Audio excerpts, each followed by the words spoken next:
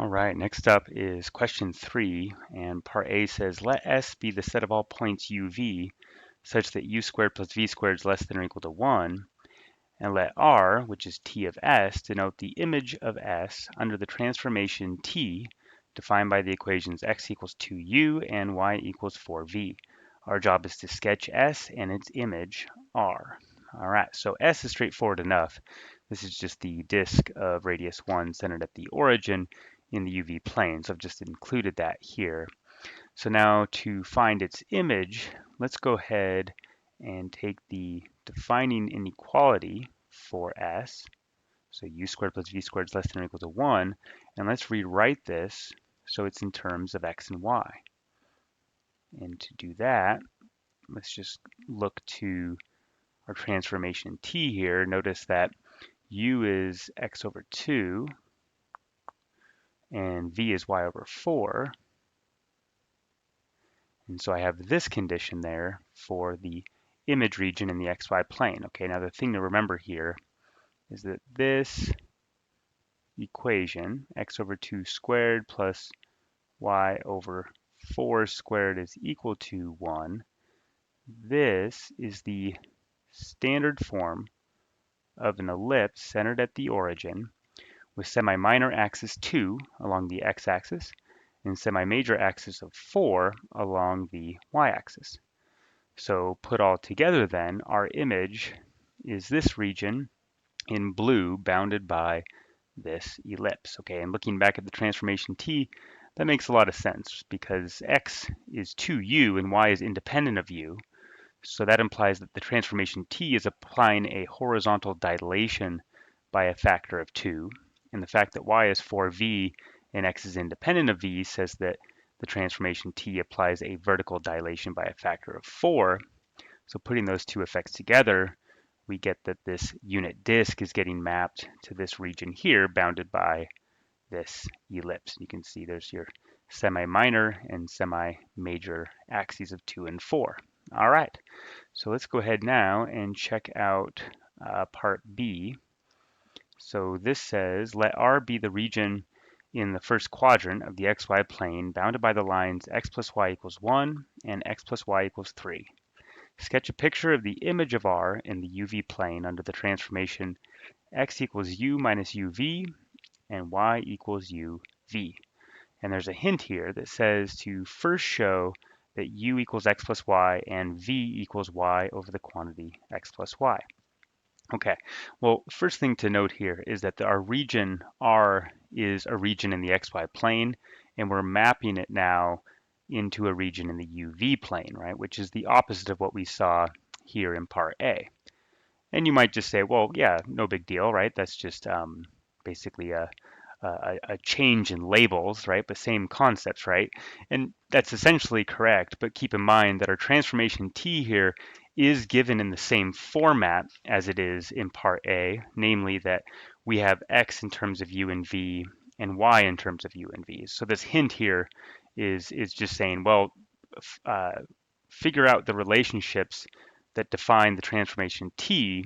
So you have U in terms of X and Y and V in terms of X and Y, and then we really are just back in the same kind of setting as in part A. All right, so let's go ahead and do that. Now, the first thing to notice, this expression UV shows up in both X and in Y.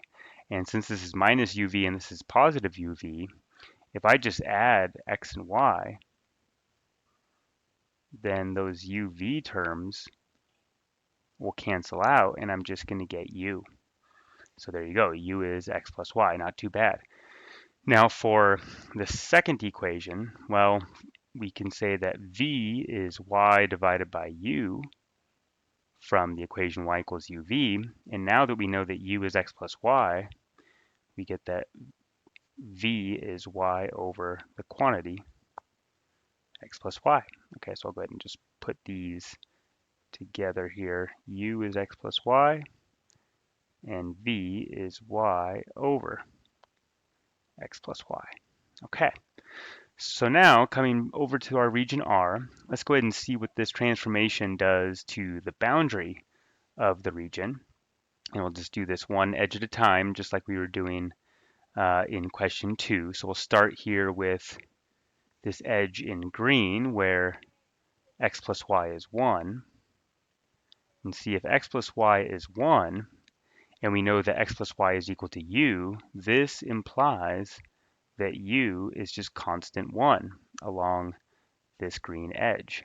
All right, what else do we know? Well, v is y over x plus y, and x plus y is constant 1 along this green edge, so this is just going to be y. And what do we know about y as we move along this green edge? Well, both x and y vary from 0 to 1. So the fact that y varies from 0 to 1 will then imply that v varies from 0 to 1. Okay, so what are we ultimately describing here? Well, u is constant 1, and v is varying from 0 to 1. So we're describing this line segment here. Okay, u is constant 1, and v varies from 0 to 1. All right, let's just do that for these other edges, see what we get. So for the second edge, we have that y is 0. Okay, so if y is 0, notice that immediately implies that v will be constant 0 because v is y over x plus y.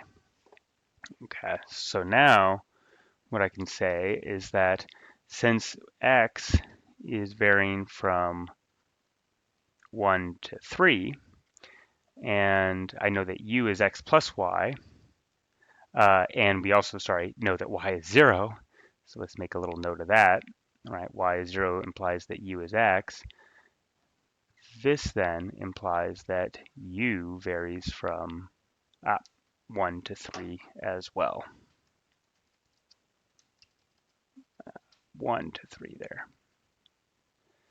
So that's describing this segment here along the u-axis, right? V is 0, and we're letting u vary from 1 to 3. Okay, so then let's check out the next edge there in red. Can do that down here. We have x plus y is 3. Well, just like for the green edge, that's going to say that u is constant 3. And v then would be y over x plus y, which would then equal y over 3. And here, along that red edge, y varies from 0 to 3. So that'll imply that v will vary from 0 to 1, right? Because v is y over 3. Okay, so now we're saying u is constant 3 and v ranges from 0 to 1. And so that is describing this segment here. Okay, and then lastly, we have this blue segment, and you can probably guess at this point where that's going to land for the image. So x is 0 here, right? So if x is 0, notice for v, I'm going to get y over 0 plus y. That's just y over itself. That's just constant 1. So if x is 0, v is constant 1, and u then would be just y. And since here along this blue segment, y varies from 1 to 3, we get that u also varies from 1 to 3. Okay, so that's going to close out that segment, giving us then this rectangle for our image. Okay, a little bit more involved there, but using just really a lot of the same ideas, and it's quite nice. All right, so now go ahead and check out part C. This one, we're looking at the unit square again. S here is just the product of the interval from 0 to 1 with itself, and so it's just this unit square in the first quadrant in the UV plane. And our job is to describe the image of the square under this transformation here, where x is u squared minus v squared and y is minus 2uv. Okay, cool. So just like these others, just go one edge at a time to see what transformation t does to the boundary. Okay, so we'll take this one step at a time. So let's take, for this first edge, we have u varying from 0 to 1 and v is 0. Well, v is 0, then I get that y, that's got to be constant 0. That's immediate, because y is minus 2uv, and then x would be u squared. And u varies from 0 to 1, so that's going to say that x will also vary from 0 to 1. Okay, not too bad. So here would be our segment there in the xy plane, just this unit interval there along the positive x-axis. All right, moving on now to the next edge. Okay, we're looking at v varying from 0 to 1, and u is constant 1. Okay, so now if u is constant 1, notice y would be minus 2v. Okay, and x then would be 1, sorry, not u squared. I can just put in the 1 for u. So it'd be 1 minus v squared. What's v in terms of y? In this along this red edge, well, v is minus y over 2. So this would be 1 minus y over 2 quantity squared. So putting that all together, we're saying that x is 1 minus y squared over 4. All right, and then the fact that v varies from 0 to 1, okay, what is that going to say about y? If v varies from 0 to 1 and y is minus 2v, that's going to say that y will vary from minus 2 at the low end, that's when v is 1, to 0 at the high end. So we're going to be getting this portion of this curve. Now this is a parabola on its side opening to the left, and we're taking the portion of that where y varies from minus 2 to 0. Okay, so that's going to give us this right here. It's this portion of our parabola. Notice the vertex there will happen when y is 0 and x is 1. So that's the turnaround point, and we're going to get this bottom portion down here. Okay, and then we can do the other parts over here, almost there.